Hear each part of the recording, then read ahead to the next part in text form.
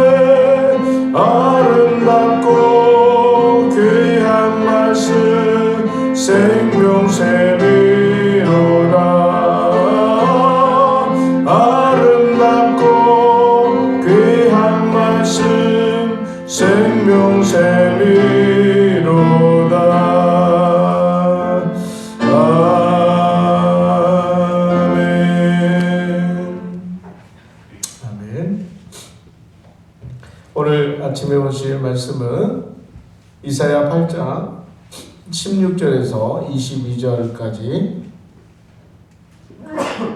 보도록 하겠습니다.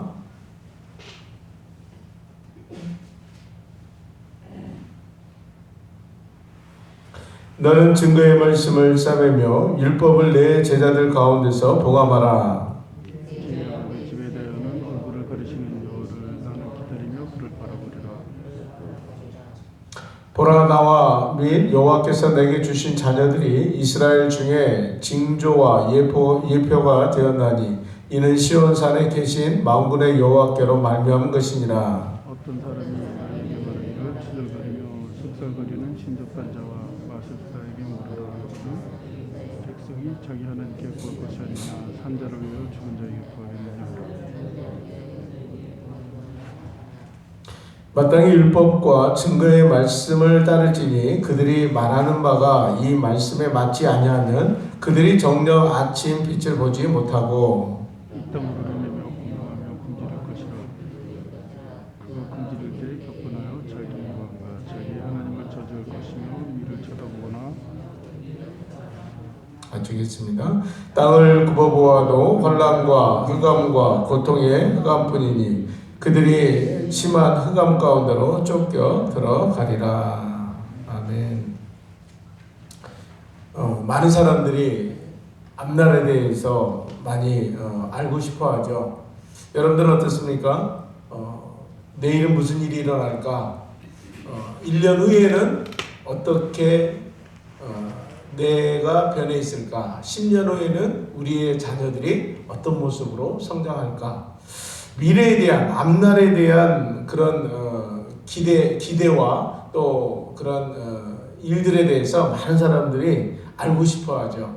그래서 연초가 되면 많은 사람들이 어디를 찾아갑니까? 어디를 찾아가요? 우리는 너무 거룩해서 교회만 오죠. 근데 많은 사람들이 점집을 찾아가죠. 특히 돈 많은 사람들은 더 그럴 겁니다. 내 사업이 어떻게 잘 될 건지, 아니면 우리 자녀가 어떤 가문과 잘 결혼을 해서 연이 이렇게 또 이어질지, 그런 것에 대한 그 궁금증, 또 미래에 대한 그 불확실함 때문에 그것을 알고 싶어하는 사람들이 많이 있다는 거죠. 그런데 사람들이 결국은 그게 신앙이 물론 그 섬기는 대상이 없기 때문에 자신의 어떤 그런 명예와 또 부와 권력 이러한 것에 대해서 집착을 하기 때문에 그것에 대해서 불안감을 다 어떻게 그것을 해소하기 위해서 그런 그 일들을 하고 있는 것을 보게 됩니다. 그런데 많은 것을 우리는 그렇다고 해서 그게 하루아침에 뭐가 이루어지는 것이 아니고, 우리도 마찬가지죠. 우리가 신앙을 하면서 앞날에 대한 그런 부분에 대해서는 다 마찬가지로 궁금해합니다. 어떻게 될까? 또 그것이 어떻게 이루어질까? 라는 그런 궁금함을, 미래에 대한 그런 궁금함을 가지고 살고 있지만, 우리는 그것에 대해서 인내, 기다림을 가지고 살아가야 된다고 분명히 성경은 우리에게 말씀하고 있습니다.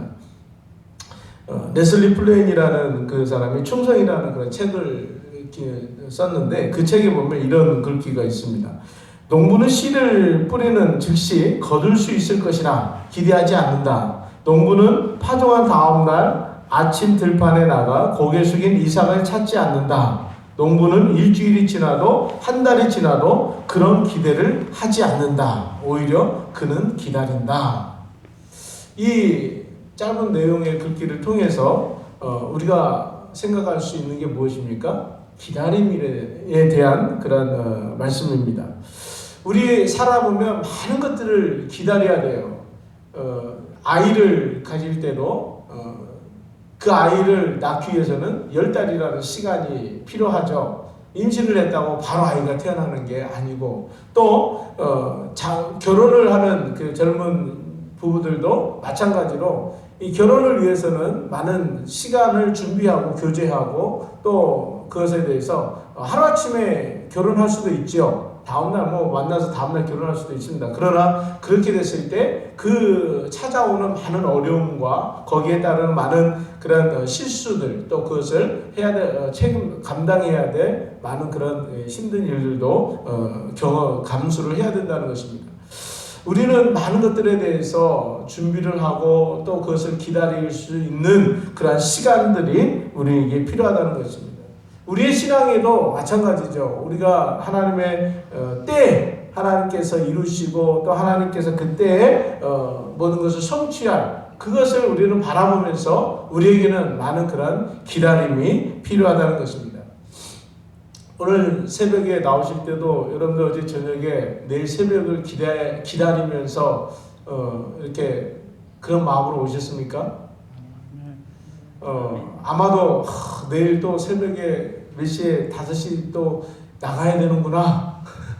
그런 혹시 힘든 무거운 마음을 가지고 어제 또 저녁에 잠을 주무시면서 그런 생각을 가질 수도 있겠죠. 저라고 오직 뭐 편하겠습니까? 저도 내일 또 새벽을 말씀을 또 인도하기 위해서 또 준비해야 되는구나. 그런 생각들을 하면 때로는 좀 버겁기도 하고 때로는 힘들 수도 있죠. 그러나 그것을 우리는 끝까지 인내하면서 그 시간을 기다리고 또 그 시간을 위해서 준비해야 되고, 이것이 우리가 하나님 앞에서 살아가는 인생의 어떤 하나의 그런 모습들이라는 것을 우리는 생각하지 않을 수가 없다는 것이죠. 오늘 성경의 말씀을 보면은 이 말씀을 통해서 우리가 오늘 묵상하고 싶은 것은 하나님의 말씀은 반드시 이루어진다. 아멘. 아멘입니까? 하나님께서 우리에게 분명히 이 세상을 창조하실 때 하나님의 계획은 세상을 창조하시고 마지막에 인간을 창조하셔서 이 창조된 모든 것을 경작하고 다스리고 또 이것을 정말 하나님께서 맡겨주신 대로 정말 청지기적 사명을 감당하기 위해서 우리에게 사명을 주셨어요. 가장 큰 것은 이것을 통해서 하나님과 함께 동행하고 또 하나님과 영원한 그 생명 가운데서 하나님과의 사귐 가운데 살아가기 위한 하나님의 큰 플랜이 있었죠.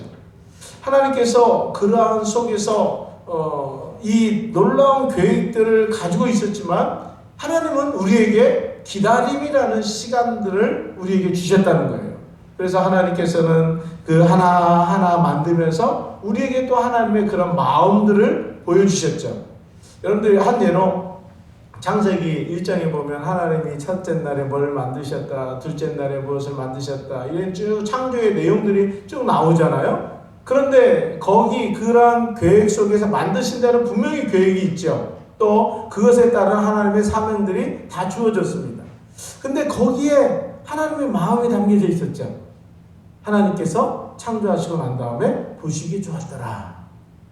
또 하시고 난 다음에 보시기 좋았더라. 그리고 마지막에 인간을 창조하시고 난 다음에는 뭐라고 하셨습니까? 심히 보시기에 좋았더라. 그 보시기에 좋았더라, 보시기에 좋았더라, 또 심히 보시기에 좋았더라. 그게 아버지의 마음이죠. 하나님께서 우리 한 사람 한 사람에게 가지고 계신 그 계획은 하나님께서 우리에게 뭐 고난을 주시고 또 오랜 기다림 통해서 우리를 골탕 먹이려고 하는 그런 것이 아니라 우리에게 고난이 임하고 또 우리에게 환난이 닥쳐오고 또 우리에게 많은 어려움이 시간들을 보내고 있을지라도 그것을 통해서 하나님은 우리를 향해서 뭐라고 얘기하십니까? 보시기 좋았더라. 아니 그게 어떻게 보시기 좋았더라입니까? 하나님은 그 가운데서도 함께 우리와 동행하시기를 원하셨고, 물론 우리의 그 죄악 가운데서 우리에게 당해진 많은 심판의 모습들이에요. 여러 가지 많은 그런 고난과 환난들은 우리의 죄악 가운데서 우리가 범할 수밖에 없는 그 죄악의 심판에 대한 하나님의 그 징계의 시간들이지만 그 징계 이후에는 분명히 말씀했듯이 분명히 구원과 회복이 있다는 것. 하나님은 우리를 구원시키고자 회복시키고자 하나님이 그런 플랜을 갖고 계신 거지 결코 우리를 심판하시기 위해서 우리에게 뭔가 벌을 주시기 위해서 하나님은 우리에게 그러한 시간들을 주시지 않았다는 것입니다. 우리가 지금 이런 오랜 시간 동안 지금 이 보이지 않는 이 바이러스와의 이 전쟁 속에서도 분명히 하나님은 우리를 향해서 오늘도 보시기 좋았더라. 내가 너를 사랑한다. 내가 너와 함께 하실 것이다. 내가 세상을 이겨노라. 평안을 너에게 주노라. 하나님은 오늘도 끊임없이 우리에게 주시고자 하는 메시지는 바로 이 말씀들이에요. 날마다 우리와 함께 하시기를 원하시고 우리에게 평강 주시기를 원하시고 우리가 이 세상에서 이것들과 싸워서 승리하시기를 원하시는 것이 하나님의 마음이라는 사실을 믿으시기를 바랍니다. 아멘. 그래서 하나님의 말씀은 그대로 한 번도 이 말씀이 땅에 떨어져서 없어지는 그러한 일이 일어나지 않았어요. 이 성경 66권에 나와 있는 모든 말씀은 결국 하나님께서 그대로 성취하셨다는 것입니다. 그렇다면 오늘 우리가 살아가는 이 시대 속에서도 하나님은 여전히 다시 오실 예수 그리스도를 우리가 소망하면서 다시 오시겠다고 하신 그 말씀을 분명히 성취하실 겁니다. 우리에게 가장 큰 소망이 있다면, 우리에게 가장 큰 기다림이 있다면 다시 오실 예수 그리스도 재림의 주를 우리가 바라보면서 오늘도 그것이 가장 기쁨으로 우리가 살아가야 될 줄로 믿습니다. 그것이 바로 우리에게 가장 큰 소망이에요. 그 예수 그리스도, 마치 신랑이 오실 이 신랑을 기다리는 슬기로운 다섯 처녀처럼 우리는 날마다 이 등불이 꺼지지 않기 위해서 기름을 채우고 그 다시 오실 신랑을 맞이하는 그런 마음으로 우리는 오늘도 기다릴 줄 아는 그런 삶이 돼야 될 줄로 믿습니다. 제가 어렸을 때 가장 큰 기쁨 중에 하나가 제가 다소리만할 그때였는데, 그때 가장 큰 기다림 중에 하나가 지금도 늘 생각하는 게 어머니를 기다리는 거였어요. 그 어머니는 항상 그 시장에 버스를 타고 저 시내에 나가서 또 맛있는 것들을 사가지고 온단 말이에요. 그러니까 저는 어머니가 시간 갔다 오신다고 그러면 저는 그 오랜 시간 동안 저 버스 기다리는 마을 입구에 버스 기다리는 그 자리에서 혼자서 버스 올 때까지 기다리고 있어요. 한 시간에 버스가 딱 지나가, 한 시간마다 하나 있었는데 하나가 딱 지나갔을 때 막 기다려요. 그러면 사람들이 쭉 내리면 어머니가 안 계세요. 왜 안 오시지? 그때 뭐 핸드폰이라도 있으면 바로 핸드폰 걸어가지고 왜 안 오시냐고 확인할 텐데 뭐 그런 것도 없으니까. 그리고 다음 또 시간을 기다려요. 몇 시간이 지나서 그때서야 딱 보따리 하나 들고 딱 내리시는 그 모습을 보면 너무너무나 막 반가운 거예요. 그러면서 어머니를 기다리는 게 아니라 뭘 기다렸어요? 그 보따리를 기다리는 거죠. 저기 맛있는 게 뭐가 있을까?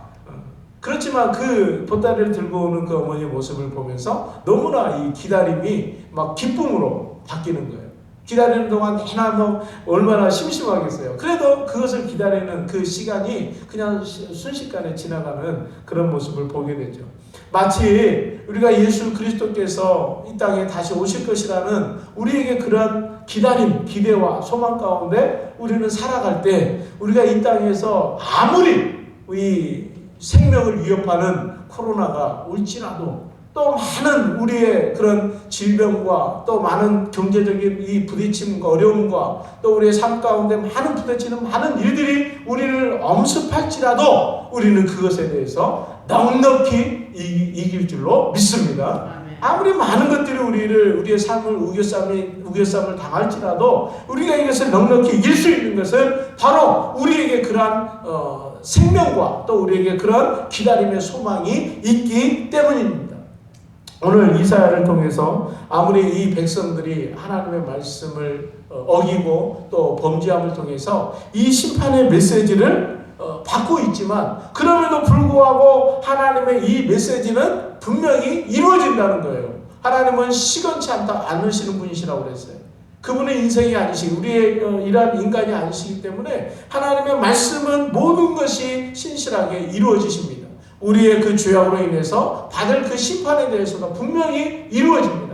그러나 우리가 그것에 대해서 두려워하고 또 그것에 대해서 절망할 것이 아니라 그대로 받아들이지만 그 이면에는 하나님께서 우리에게 또한 구원하시고 회복시켜 주시는 하나님의 놀라운 은혜가 있다는 것을 우리는 믿어야 될 줄로 믿습니다. 그래서 오늘 16절 17절에 이렇게 말씀하고 있죠. 너는 증거의 말씀을 삼으며 율법을 내 제자들 가운데 봉합하라. 이제 야곱의 집에 대하여 얼굴을 가리시는 여호와를 나는 기다리며 그를 바라보리라 라고 이렇게 말씀하고 있습니다.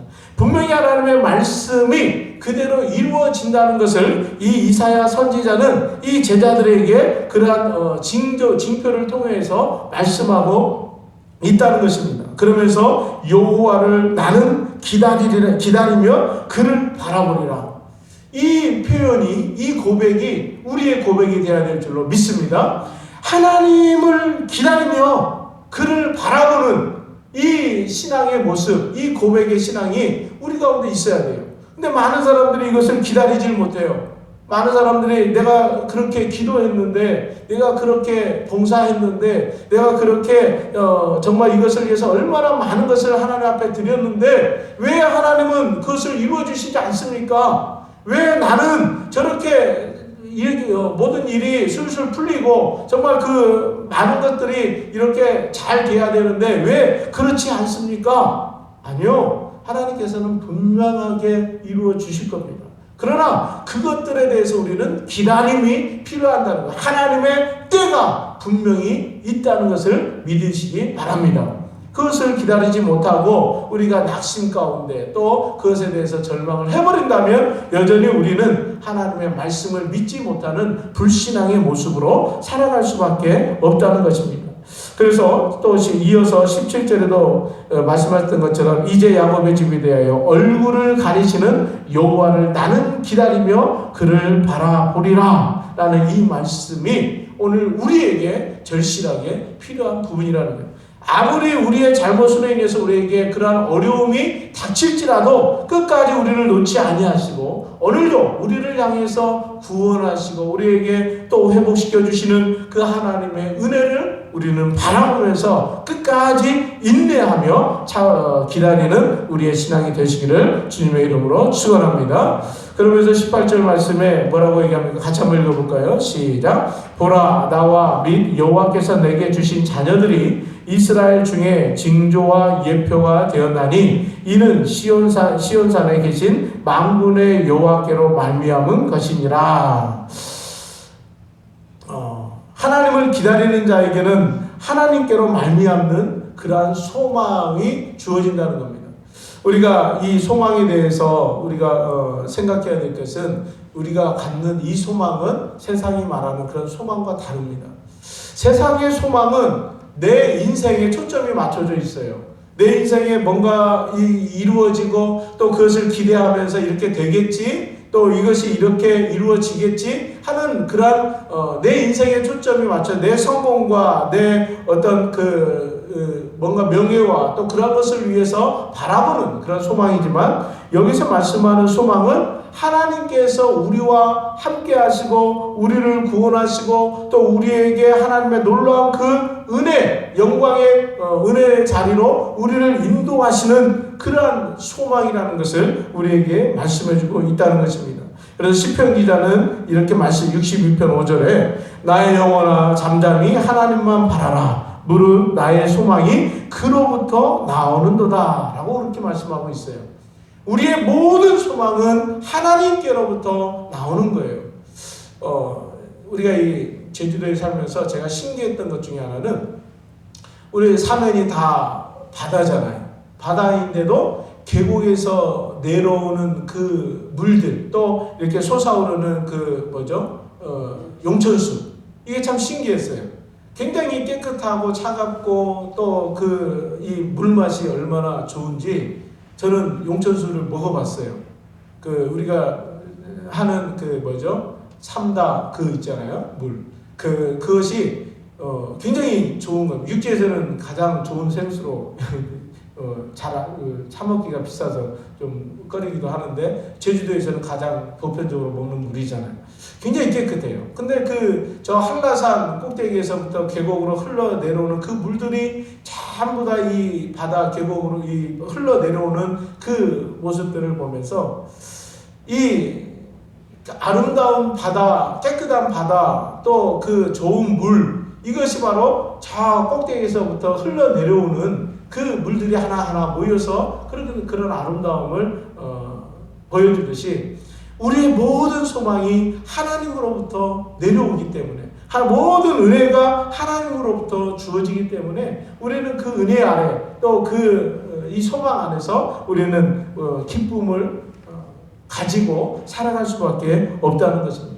분명히 하나님은 우리에게 말씀하셨고 그 말씀을 온전히 성취하시겠다는 그 말씀을 우리에게 주셨습니다. 그러면 그 말씀을 믿고 우리는 날마다 하나님을 바라보면서 또 하나님의 그런 은혜를 기다리면서 살아가야 될 줄로 믿습니다. 우리는 또 우리의 이 기준을 어디에다 두고 살아가느냐가 굉장히 중요하다는 거예요. 19절 말씀을 같이 한번 읽어봅니다. 시작. 어떤 사람이 너희에게 말하기를 주절거리며 속살거리는 신접한 자와 마술사에게 물으라 하거든 백성이 자기 하나님께 구할 것이 아니냐 산자를 위하여 죽은 자에게 구하겠느냐 하라.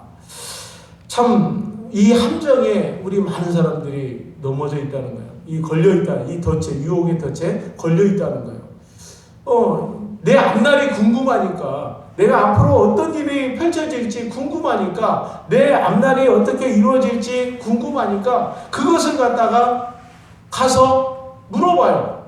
신접한 자에게, 무당에게, 또 사주팔자 보는 사람 이런 것을 가지고 물어봐요. 물론 가끔 맞을 수도 있어요. 왜 그러냐면 그 사람들은